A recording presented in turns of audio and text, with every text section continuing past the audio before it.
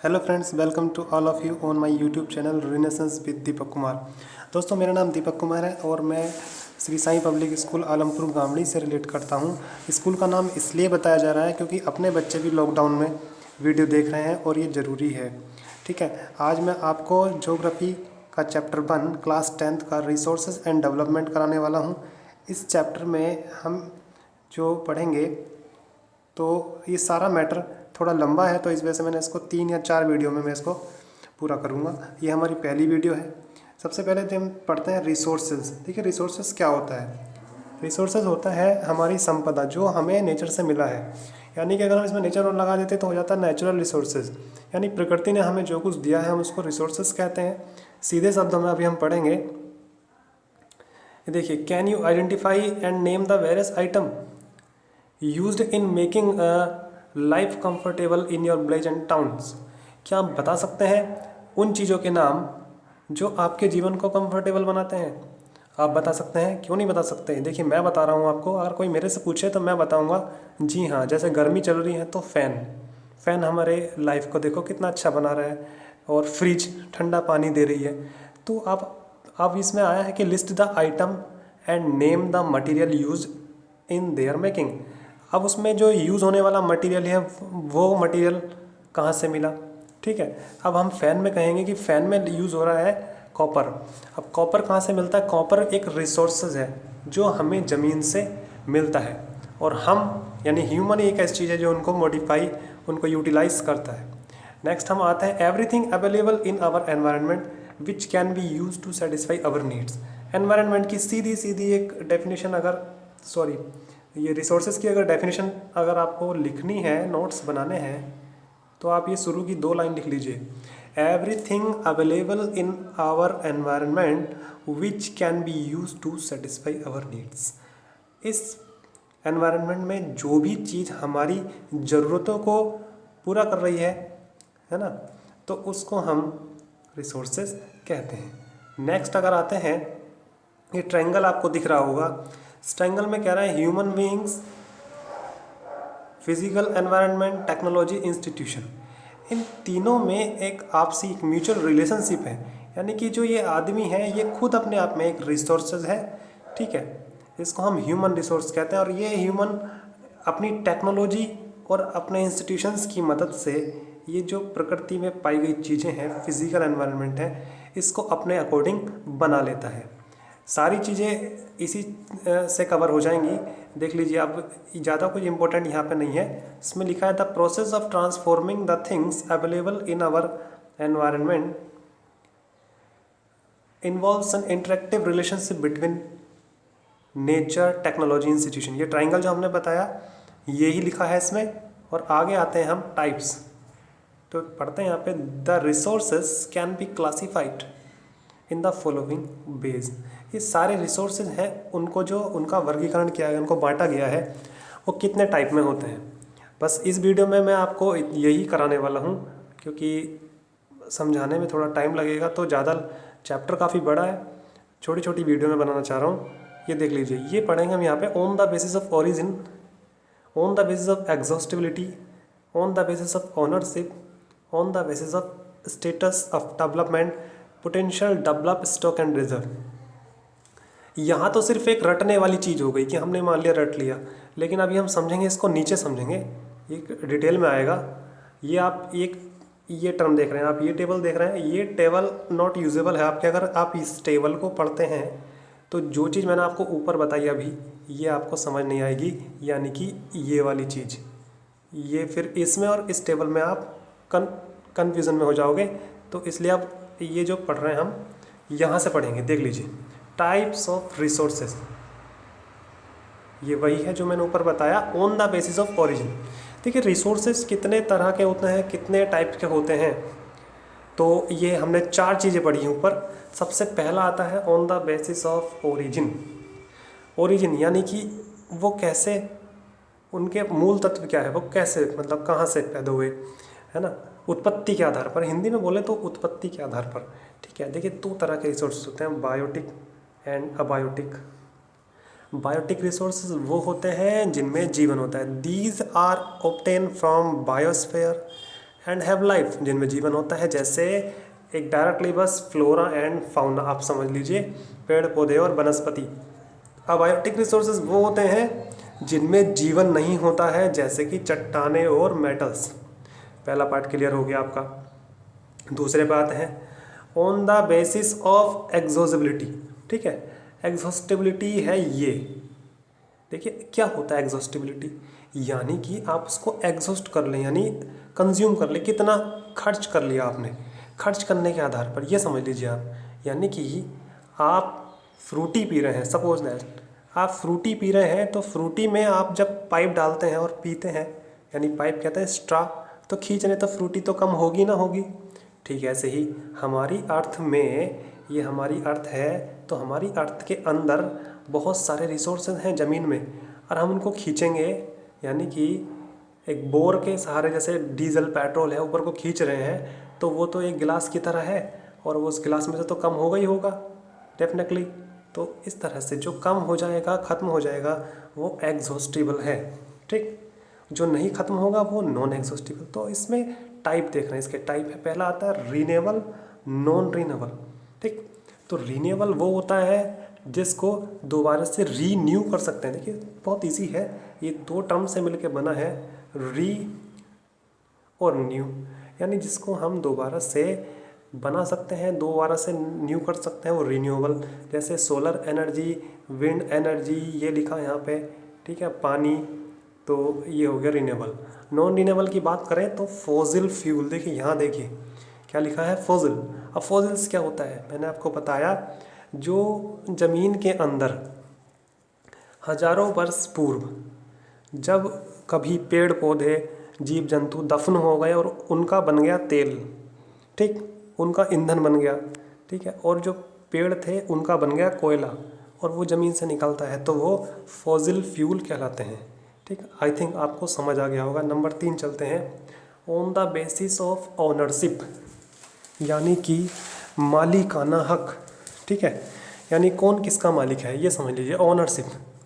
तो पहला आता है इसमें इंडिविजुअल। इंडिविजुअल का मतलब होता है अकेला, यानी कि कोई आपकी दुकान है तो आप ही तो उसके मालिक हैं, तो ये तो हो गया इंडिविजुअल। हाउस हो गया, प्रॉपर्टी हो गया, प्लांटेशन हो गया, देख लीजिए खेत हो गए ये, ठीक, हाउस, प्रॉपर्टी, प्लांटेशन, ये तो हो गया इंडिविजुअल, ठीक है। अब दूसरा आता है कम्युनिटी, बहुत इजी है। कम्युनिटी मतलब कुछ लोगों का, जैसे कि पार्क हो गया, ग्रेजिंग ग्राउंड हो गया, बरियल ग्राउंड हो गया, है ना, जहाँ पे शमशान हो गया, ठीक है, पार्क हो गए, तो ये कम्युनिटी का हो गया। अब इसमें इंडिविजुअल हो गया, कम्युनिटी हो गया। नेक्स्ट आते हैं नेशनल, ये वाला पढ़िए, नेशनल। तो नेशनल क्या होता है, जो देश का है ना, जो आपके देश की प्रॉपर्टी है वो आपका नेशनल हो गया, जैसे रेलवे, रोड्स, कैनल्स, ठीक है, ये सब आपका हो गया। समुद्र की बात करें तो देखिए यहाँ लिखा है 12 नॉटिकल माइल्स, 22.2 किलोमीटर। एक नॉटिकल माइल में कितना होता है मुझे नहीं पता, लेकिन यहाँ उन्होंने 12 का दिया है, तो आई थिंक 22.2 अप्रॉक्सीमेटली, यानी 2 किलोमीटर से थोड़ा सा कम एक नॉटिकल मील में। ये समुद्र की दूरी नॉटिकल मील में नापी जाती है। तो इतना मेन लैंड से, from the coast term as the territorial water and the resources therein belong to the nation. अभी मैं आपको एक डायग्राम बना रहा हूँ, यह समझ लीजिए। देखिए ये आपका देश है, ठीक, और नीचे का हिस्सा, और यहाँ के आपके देश के ये 20 किलोमीटर, 20-22 किलोमीटर तक का एरिया समुद्र में आपका ही माना जाएगा, इस पे आपका हक है, ठीक है, समझ में आ गया। तो ये आप नेशनल में समझ लीजिए। अब इंटरनेशनल की बात करें तो यहाँ से आपके देश से लगभग 400 किलोमीटर तक का एरिया आपके इकोनॉमिक जोन में आता है। इस एरिया में आप, ठीक है, आपकी इकोनॉमिक एक्टिविटी आती है, तो ये भी आपके क्षेत्र में ही आएगा। लेकिन अब समझ लीजिए आप, नेक्स्ट टर्म देखिए आप, international resources. There are international institution which regulate some resources, the oceanic resources beyond 200 nautical miles of the exclusive economic zone belong to open ocean and no individual country can utilize these without the, यानी कि अब 200 kilometre तक तो आपकी economic, मैंने आपको बताया, आपके अंडर में आता है, पर इस 200 से बाहर ठीक है, ये आपका देश है और यहाँ तक तो मान लीजिए 200 किलोमीटर तक, 20 किलोमीटर तक तो आपका है ही है, उस पर तो पूरा हक है। लेकिन जो यहाँ का है ये समझ लीजिए यहाँ तक आपका है और इससे बाहर, ये यहाँ से इससे बाहर तो आपको इंटरनेशनल इंस्टीट्यूशन से परमिशन लेनी पड़ेगी यहाँ कुछ करने के लिए। यहाँ पे आपका कोई हक नहीं है, यहाँ पे दूसरे देश के जहाज, शिप वगैरह जा सकते हैं, ठीक, तो उस पर आप कंट्रोल नहीं कर सकते। तो इंटरनेशनल लिखा है इन्होंने यहाँ पे, कंकरेंस ऑफ इंटरनेशनल इंस्टीट्यूशंस, यानी कि यूएनओ, यूनाइटेड नेशन ऑर्गेनाइजेशंस, आप समझते होंगे। तो वहाँ की परमिशन के बगैर जो अंतर्राष्ट्रीय संगठन है आप कुछ नहीं कर सकते। तो इस तरह से हमने ओनरशिप के बारे में पढ़ा। सबसे पहले रिन्यूएबल नहीं, मैं आपको बता रहा हूँ कि सबसे पहले हमने पढ़ा था इंडिविजुअल, अकेला, कम्युनिटी यानी कि जो कई लोगों के मिलकर होता है। तीसरा आता नेशनल, राष्ट्रीय, और अंतर्राष्ट्रीय यानी इंटरनेशनल। हमारा लास्ट पॉइंट आता है, लास्ट पॉइंट में आता है on the basis of status of development. ये देख लीजिए लास्ट पॉइंट, इसमें भी 4 टाइप है। सबसे पहला आता है पोटेंशियल रिसोर्सेज। अब देखिए पोटेंशियल क्या होता है, resources which are found in region, यानी कि किसी क्षेत्र में वो रिसोर्सेज तो बहुत हैं but have not been utilise, पर उनका अभी उपयोग नहीं हो पा रहा है। For example western part of India, particularly Rajasthan and Gujarat have enormous potential for the development of wind and solar energy. हाँ सही बात है, वहाँ पे हवा भी चलती है और धूप भी बहुत अच्छी निकलती है, तो यानी कि गर्मी बहुत होती है राजस्थान में और गुजरात में, तो यहाँ पे ये सोलर एनर्जी बना सकते हैं। But so far these have not been developed properly, परंतु वो अभी नहीं बना पा रहे क्योंकि वो इतने डेवलप वहाँ पे नहीं है। तो ये तो हो गया पोटेंशियल रिसोर्सेज। दूसरा आता है डेवलप्ड रिसोर्सेज, ये वाला पढ़ लीजिए। तो resources which are surveyed and their quality, यानी कि उनका सर्वे हो चुका है, क्वांटिटी, उनकी क्वांटिटी का ही पता चल चुका है, have been determined for utilisation. The development of resources depend on the, but वो टेक्नोलॉजी पे डिपेंड करेगा, and level of their feasibility, कितना उसमें यानी हम पहुंच सकते हैं वहाँ तक, नहीं हमारे पास वो टेक्नोलॉजी है कि नहीं। अब मैं बता रहा हूँ आपको एग्जांपल। देखिए अभी हाल फिलहाल में आपने एक घटना सुनी होगी कि यूपी के सोनभद्र में इतना सोना है, ठीक, ये बहुत अभी पीछे चल रही थी ये बात करंट में। तो ये सब बस यही है कि अब डेवलप्ड रिसोर्सेज यानी डेवलप टेक्नोलॉजी की कमी है, टेक्नोलॉजी नहीं है आपके पास, है ना। The development of resources depend on technology, ये टेक्नोलॉजी पर डिपेंड करते हैं, ठीक। उसके बाद आता है stock, material in the environment which have the potential to satisfy human need, है ना। ये भी सेम टर्म्स, दोनों बिल्कुल लगभग सेम ही है।